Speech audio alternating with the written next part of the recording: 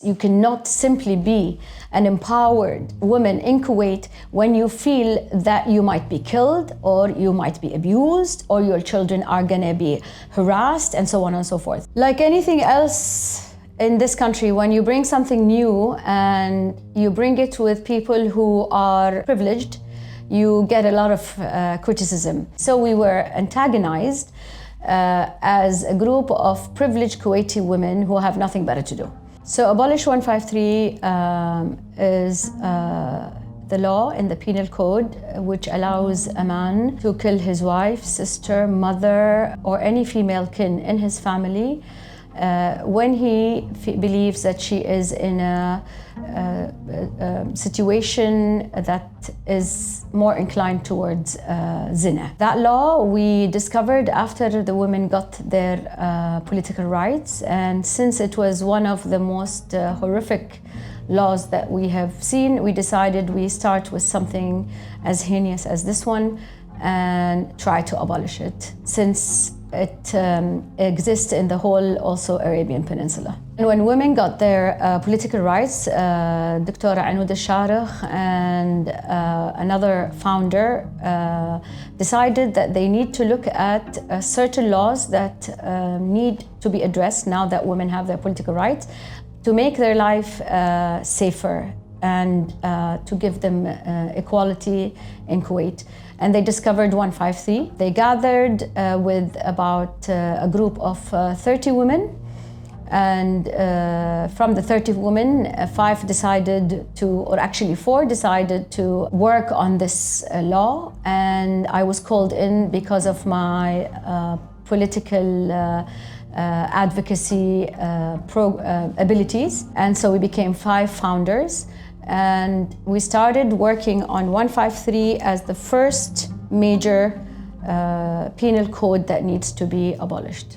Like anything else in this country, when you bring something new and you bring it with people who are privileged, you get a lot of criticism. The first criticism we got is you couldn't find something easier. There are other issues that women need to work on, like Kuwaiti women married to non-Kuwaitis, and so on and so forth. They also criticize us because how many women really are being killed in the name of honor killing? Basically none in their point of view. So why work on something that doesn't really affect Kuwaiti society? So we were antagonized as a group of privileged Kuwaiti women who have nothing better to do.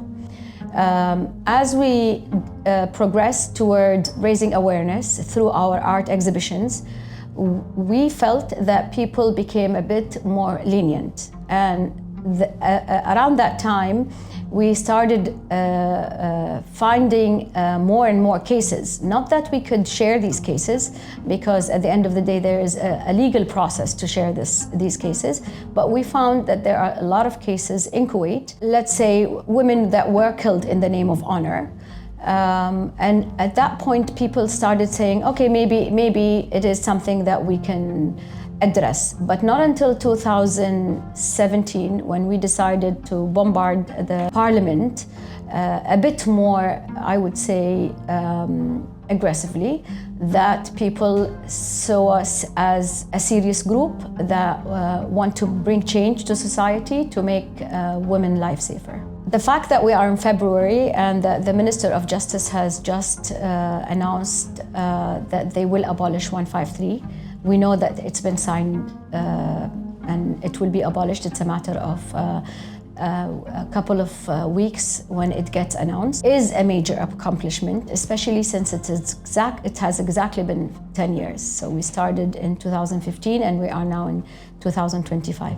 We expected that long because the same thing happened to the law to protect children from family abuse. But to me personally, I feel the real achievement is in our work to change the mindsets. It takes a lot in a country like Kuwait to change a mentality, to make people understand that women needs more and beyond their political rights. And It's not a matter of women being empowered, being in higher position, being in leadership position, but it's more importantly to allow these women who supposedly are empowered to be practically empowered, i.e. to be safe, to be able to decide their life, to be able to handle their own families, and to be able to become, to transform from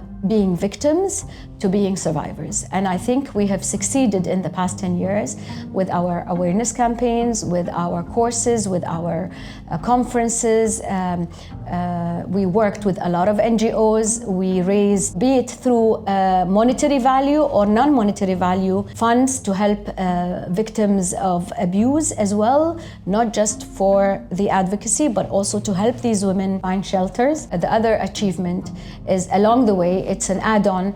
We discovered that we needed to work on abuse cases and help instate a law in Kuwait that protect women and their children from abuse. And we're thankful to the parliament at that time in 2020, August 2020, to have passed the Women Protection Law, and that took us about 6 to 7 years to make it happen. It's weird because, you know, it became like a bargain. We wanted to abolish 153. We knew in the parliament it was very hard to abolish something as rooted in our society as honor killing. But then we started working on the domestic violence law, and the domestic violence law was like almost a deal. Okay, we'll give you domestic violence law. Took a long time, but they gave it to us. Yeah. Eventually got both. And eventually we got both, thankful.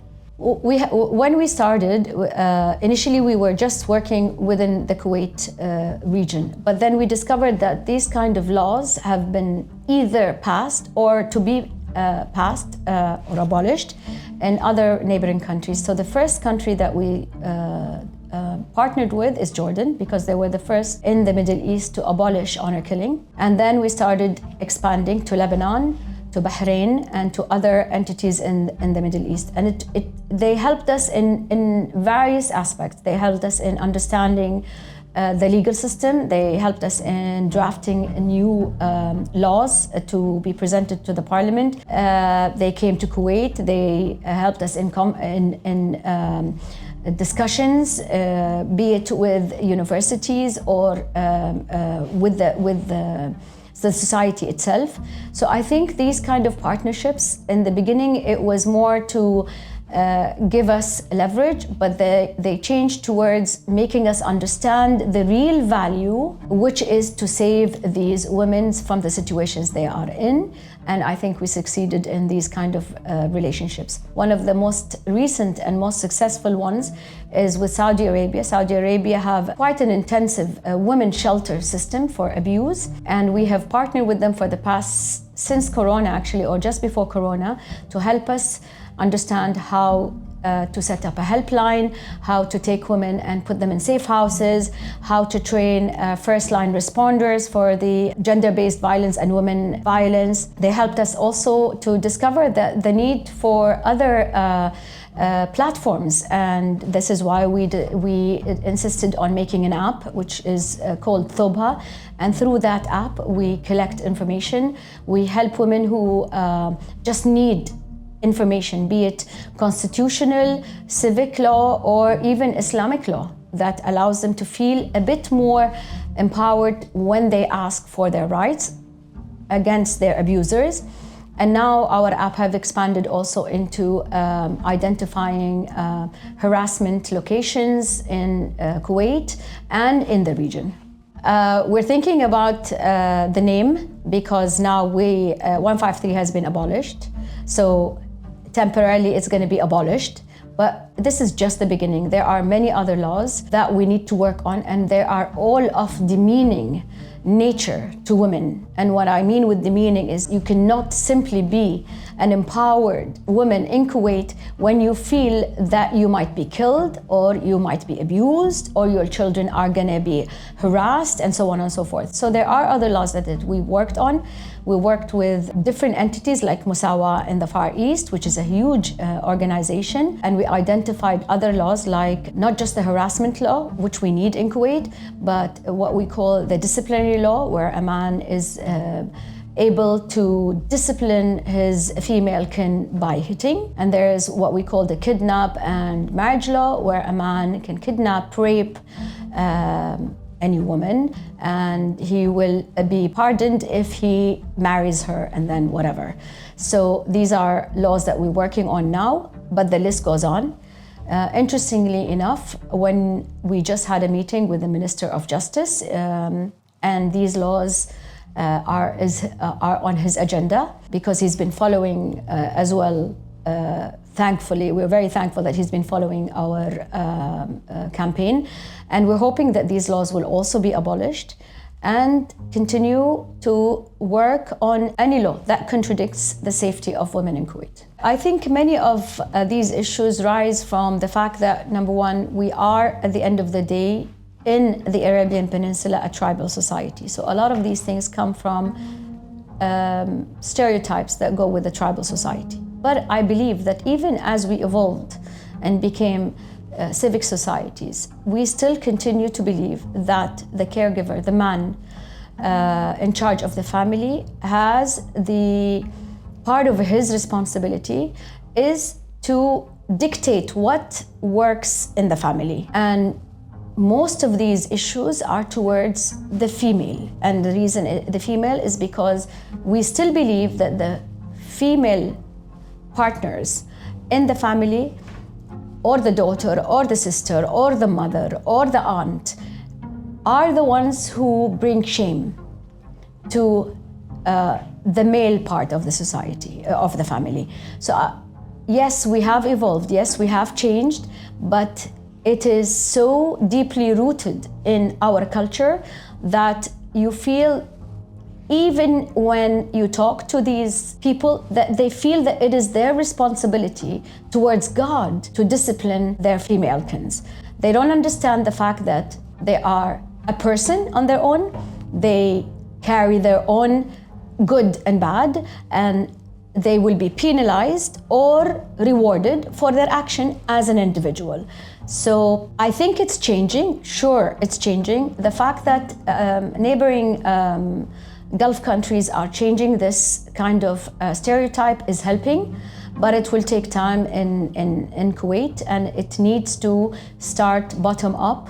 We need to include it in our education and in our media, in our TV, in any place where we address societal images and stereotypes. I believe once I joined Abolish 153, we interacted with many, I wouldn't say NGOs, but I would call them working teams, people who want to make change in society. It's all over Kuwait, and they gave me hope again. The younger generation gave me hope. My generation, I don't want to say gave up, but it became to a point where it's almost at a standstill, and very few people work for the change. However, the younger generation want to do a lot of change. It's not necessarily just for human rights, and it's not just necessarily for women's rights. It's across all sectors of society.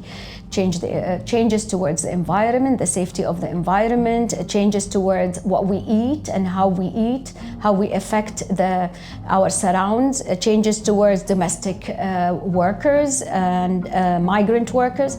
All of these came from the youngsters, and I believe these kind of new ideas are evolving faster than what happened in my generation. I think because the system allows them, number one, and the whole world is making that move possible. So when you go to when you see these movements, you'll see them also being able to get sponsorships from organizations, from companies, from banks, from financial institutions, because we believe in CSOs, we believe in NGOs, we believe in making change through a grassroots movement rather than making it up-down, which is changing just the legal system. I think the message I want to leave on International Women's Day is empowerment is not about financial gains. It's not about being one of the most powerful women in the world, the leading women in the world. It's about what goes behind it. And what goes behind it is empowering other females. Make them understand how they can achieve what you've achieved. Allow them to live a better life. Break the glass ceiling the way these leaders have broken it. Not the way the media tells you, but the way that society needs it to be, which is real change, real empowerment, real strength. And that happens if the message comes as a female message, not as female message coated with male stereotypes.